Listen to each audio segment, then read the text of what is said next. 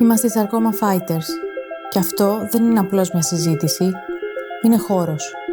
Για φωνές που έσπασαν, για φωνές που θύμωσαν, για φωνές που συνέχισαν. Χωρίς φίλτρα, χωρίς οδηγίες, χωρίς σιωπή. Εδώ δεν διορθώνουμε ιστορίες, τις αφήνουμε να ακουστούν. Και αυτό είναι το Sarcoma Unfiltered. Είμαι η Μαρία Ζουρνατζίδου και είμαι η συντονίστρια αυτής εδώ της συζήτησης. Σήμερα δεν θα μιλήσουμε για μια διάγνωση, θα ακούσουμε έναν άνθρωπο και τη δική του διαδρομή. Χωρίς φίλτρα, χωρίς οδηγίες, χωρίς σιωπή. Σήμερα είναι μαζί μας ο Γιώργος, ένα από τα νεότερα μέλη της κοινότητάς μας και χαίρομαι πολύ που είναι εδώ για να μοιραστεί τη δική του εμπειρία. Γιώργο, καλώς όρισες. Καλησπέρα. Θα ήθελα να σου δώσω το χώρο να συζητήσεις όπως εσύ θέλεις. Τι θα ήθελες να ξέρει κάποιος για σένα πριν ακούσει την ιστορία σου? Με λένε Γιώργο, είμαι 24 χρονών, ίσως το νεότερο μέλος της ομάδας μας. Πότε άρχισε για σένα αυτή η διαδρομή? Πριν από κάποια χρόνια, 5-6 νομίζω, θυμάμαι ότι είχα πάει σε ένα δερματολόγο για να βγάλω ένα χαρτί, το οποίο το χρειαζόμουν για κάποια αθλητική δραστηριότητα, κολυμβητήριο ή κάτι τέτοιο. Και επ' ευκαιρίας, θυμάμαι ότι δείχνω στο σημείο στο οποίο εν τέλει εμφανίστηκε χαμηλά στη μέση ένα γορμπαλάκι και του αναφέρω ότι δεν με ενοχλεί, αλλά με είχε προβληματίσει. Το κοιτάζει σχετικά διάφορα, για να είμαι ειλικρινής, και εφόσον μου λέει δεν σε ενοχλεί και δεν σε πονάει, μην δίνει σημασία.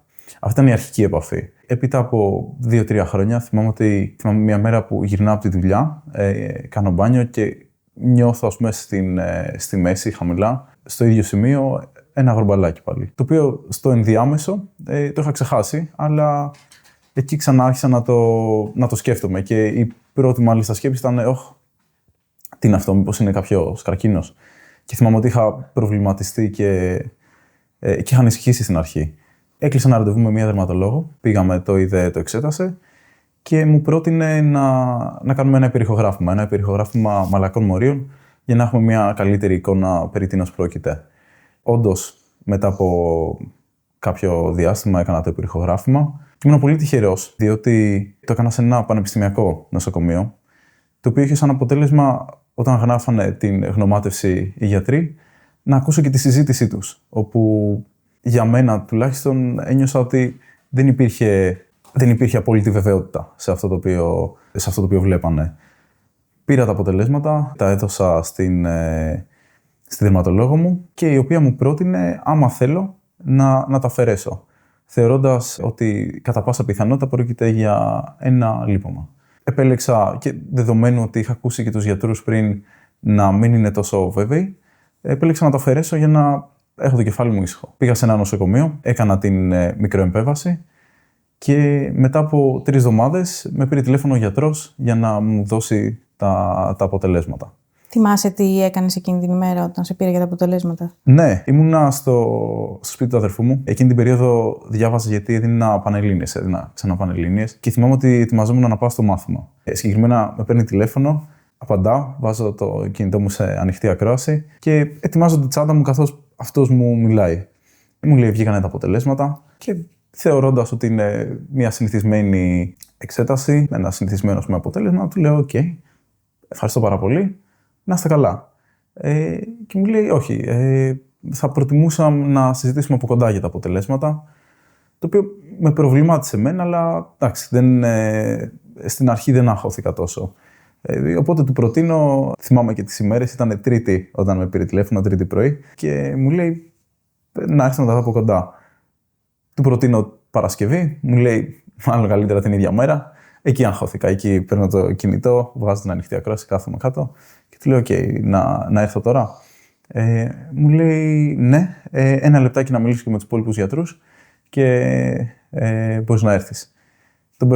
Με παίρνει τηλέφωνο μάλλον μετά από 5 λεπτά, μου λέει: «Μπορείς να έρθεις?» Πάω κατευθείαν, προφανώς, δηλαδή μετά από εκείνο το σημείο ήμουν αρκετά αγχωμένος.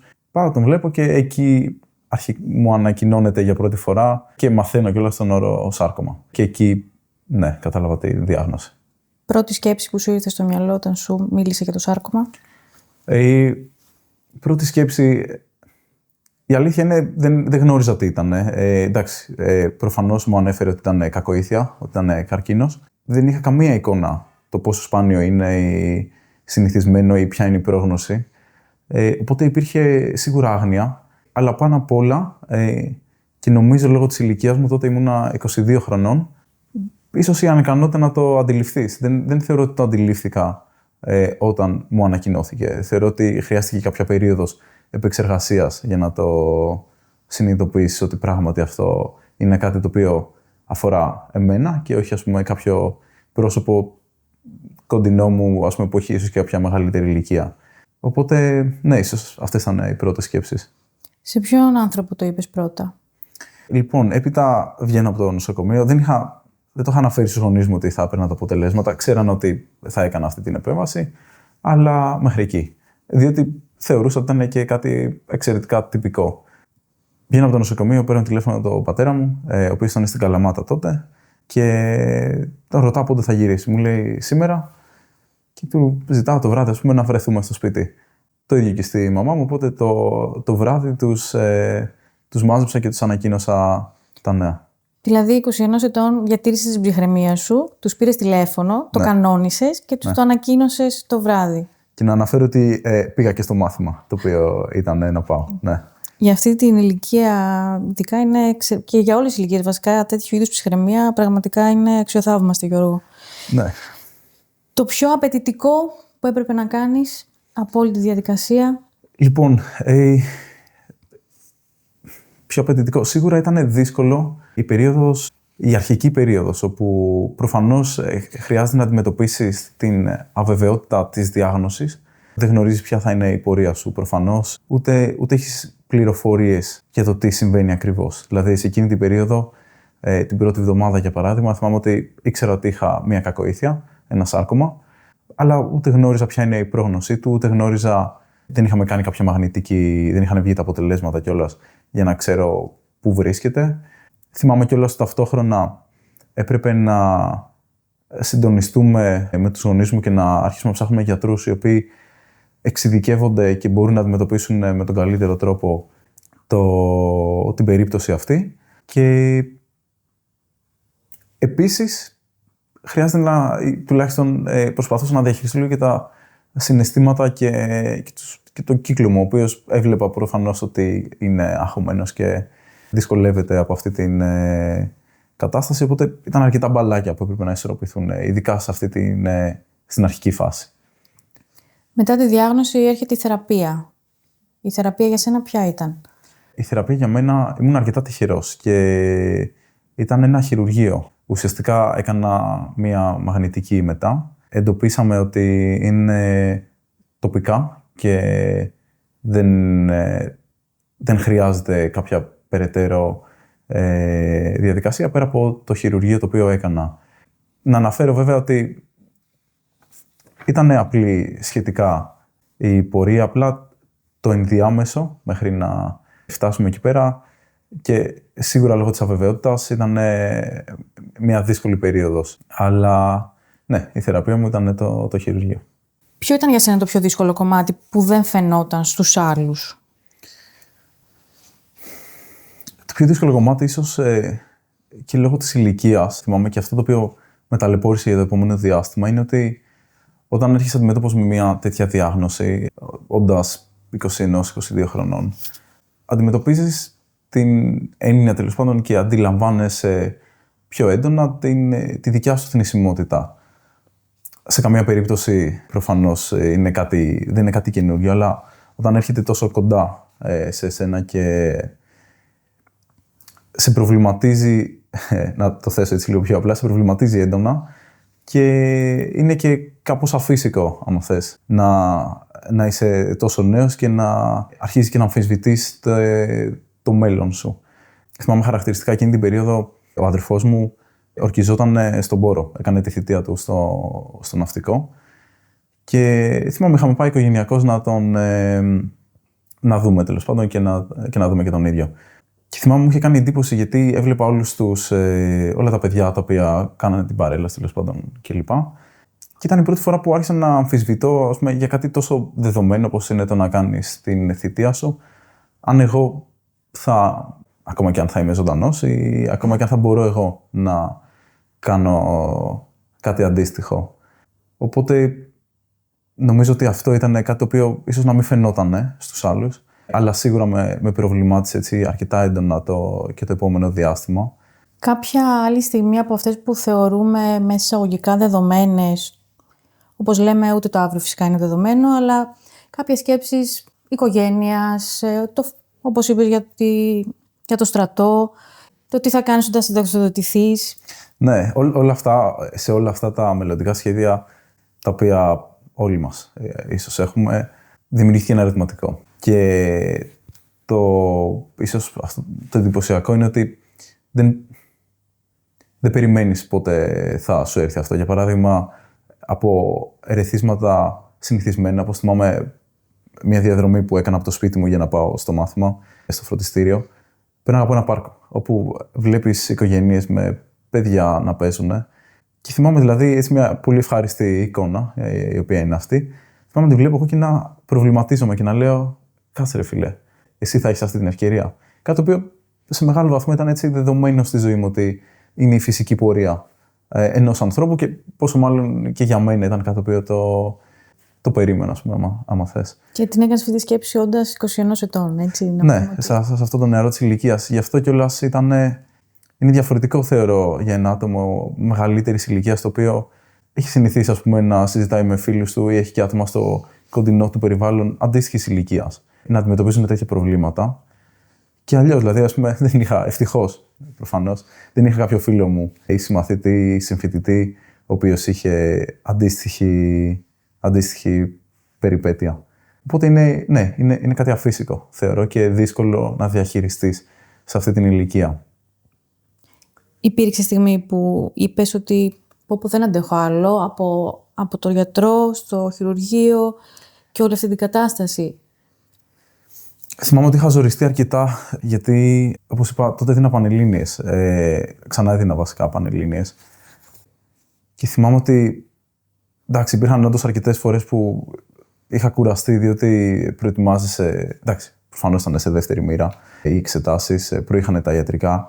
Αλλά θυμάμαι ότι, ναι, υπήρχαν στιγμές που λες, OK, είναι λίγο δύσκολο να προσπαθείς να έχεις στο ένα χέρι τα ιατρικά και στο άλλο να προσπαθείς να ζεις την καθημερινότητά σου. Παρ' όλα αυτά, νομίζω ότι ήμουν τυχερός και λόγω της σχετικά μικρής διάρκειας που υπήρχε από τη διάγνωση μέχρι την θεραπεία και τα αποτελέσματα, που ενώ είχα αυτές τις στιγμές ήταν σχετικά λίγες και ήταν διακριτές. Γενικά θεωρώ ότι γενικά θεωρώ ότι ήμουν τυχερός σε αυτό το κομμάτι.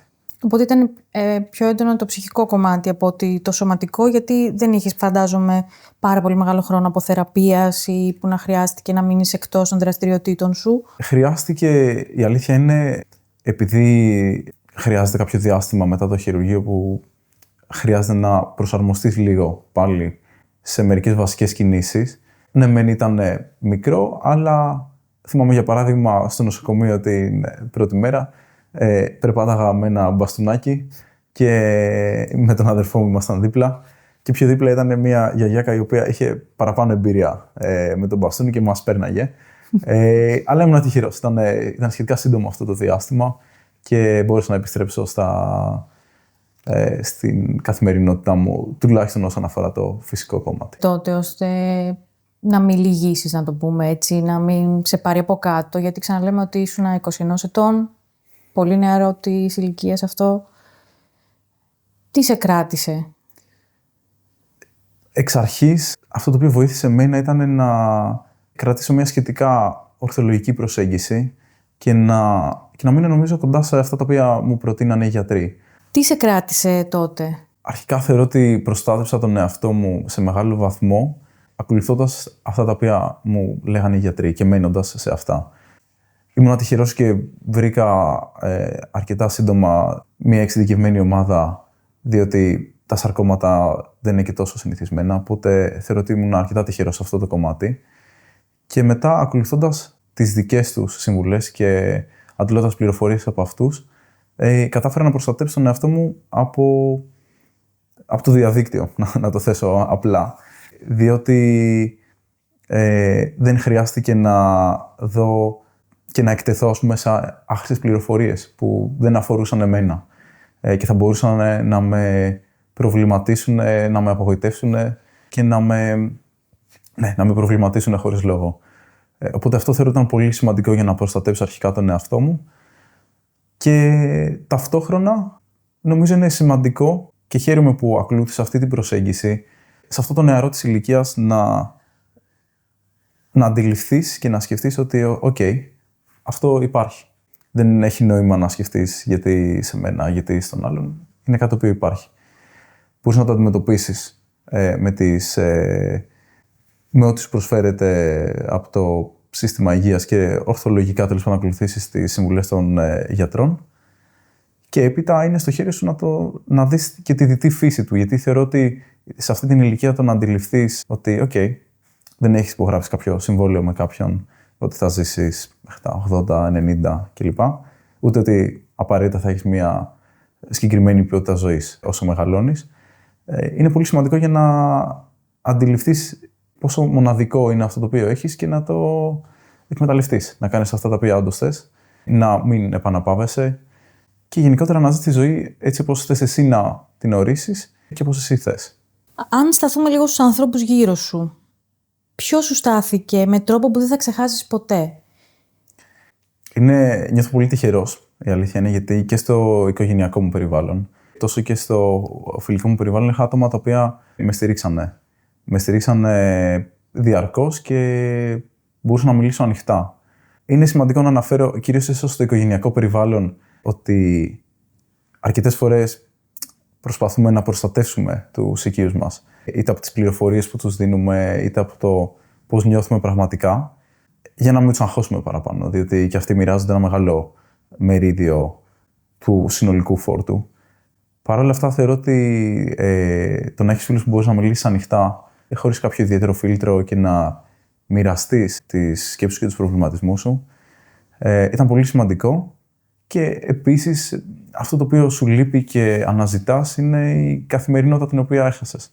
Οπότε, το να μπορείς να είσαι με άτομα τα οποία στην προσφέρουν αυτήν και επιστρέφεις και ξεχνιέσαι, είναι πολύ σημαντικό.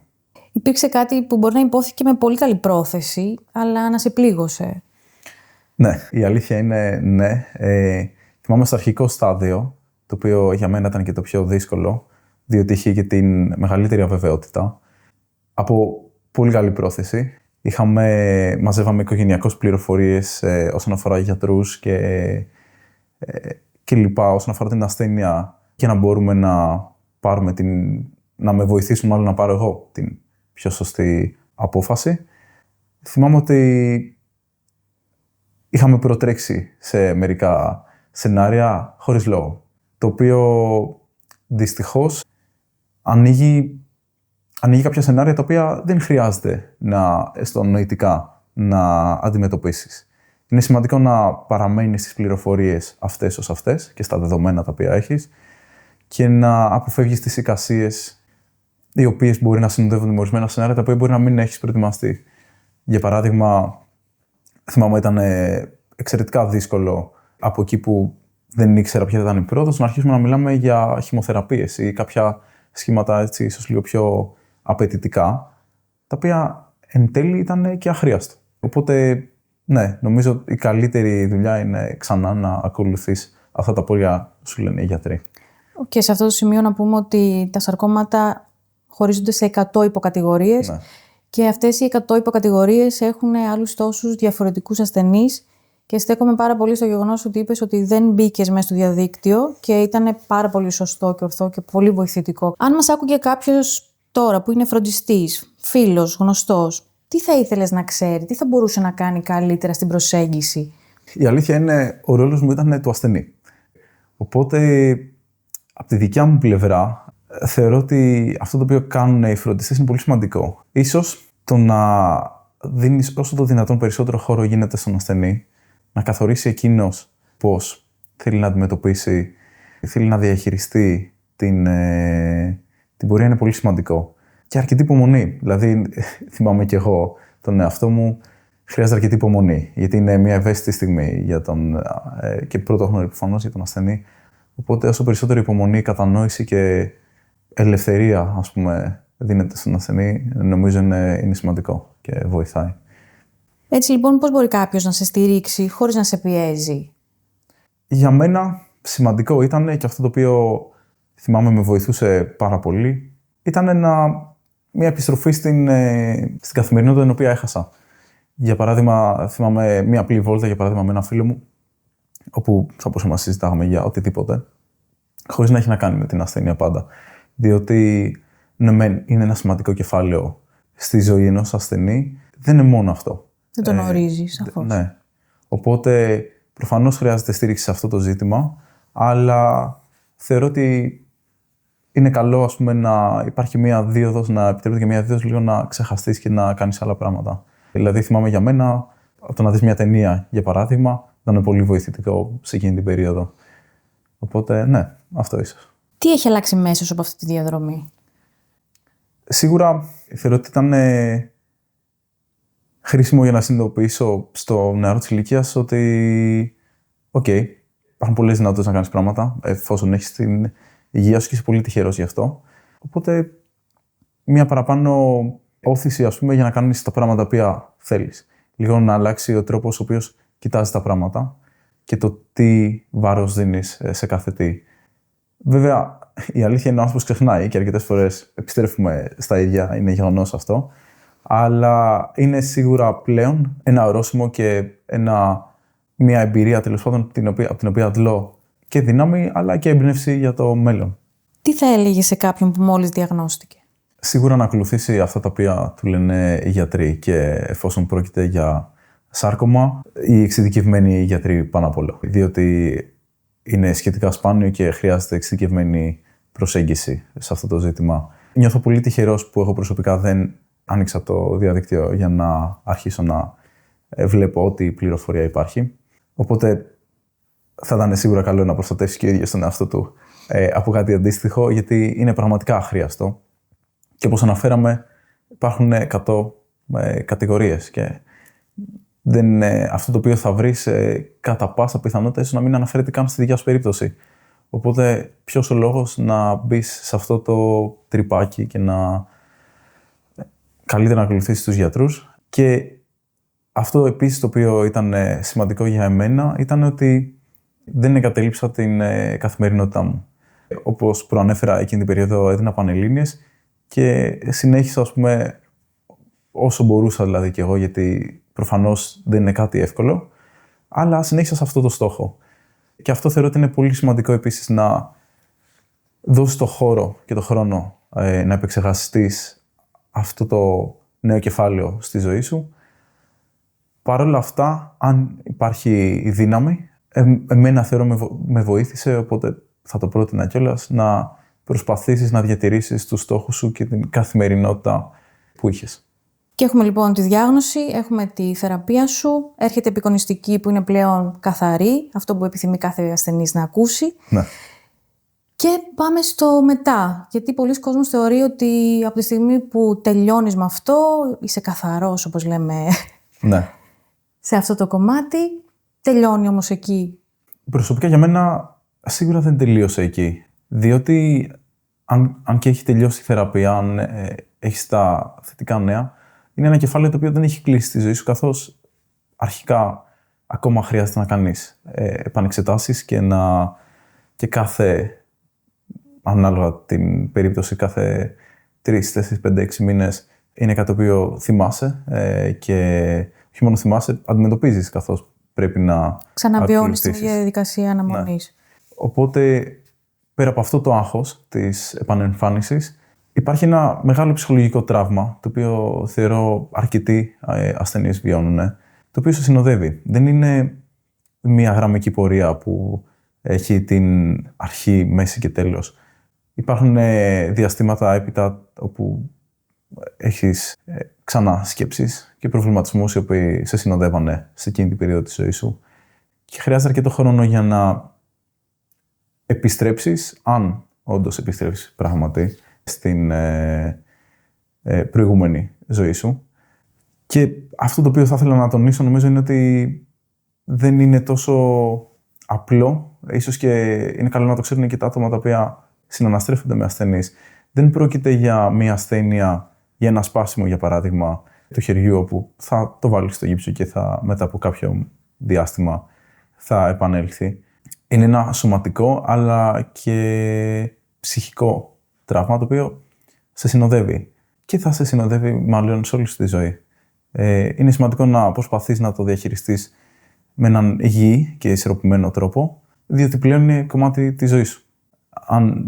Στη δικιά μου περίπτωση, δηλαδή, που όλα πήγανε καλά, είναι μια υπενθύμηση του πόσο σημαντικό είναι αυτό το οποίο έχουμε αυτή τη στιγμή. Τι θα έλεγες ότι δεν φοβάσαι πια όπως πριν? Κοίτα, θεωρώ αρχικά, έπειτα από μια τόσο ισχυρή εμπειρία, αλλάζει η δομή της σκέψης σου. Δίνεις λιγότερη βαρύτητα σε πράγματα τα οποία δεν είναι τόσο σημαντικά, τα οποία προηγουμένως μπορεί να θεωρήσεις έτσι αρκετά ότι είχαν μεγαλύτερη αξία από ό,τι πραγματικά έχουν. Οπότε θεωρώ ότι επανεστιάζεις στα πράγματα τα οποία είναι πιο ουσιώδη. Οπότε ναι, αλλάζουν λίγο οι φοβίες σου και ίσως αυτό το οποίο φοβάσαι εν τέλει περισσότερο είναι την πολύτιμη ευκαιρία και το πολύτιμο χρόνο το οποίο έχεις εδώ πέρα να τον σπαταλήσεις, διότι συνειδητοποιείς την αξία την οποία έχει. Οπότε νομίζω ότι αλλάζει η όλη δομή της θεώρησης σχετικά με τους φόβους και τις προτεραιότητες κατά συνέπεια. Ένας βασικός σου μεγαλύτερος φόβος? Πέρα από το να σπαταλήσεις και να αφήσεις τον χρόνο να περάσει χωρίς κάποιο ιδιαίτερο νόημα για σένα. Νομίζω αυτό είναι το βασικό. Αν αυτή η διαδρομή είχε μία λέξη, ποια θα ήταν? Μία λέξη? Δεν είμαι σίγουρος αν μπορώ να το απομονώσω σε μία λέξη. Είναι μέσα στη ζωή.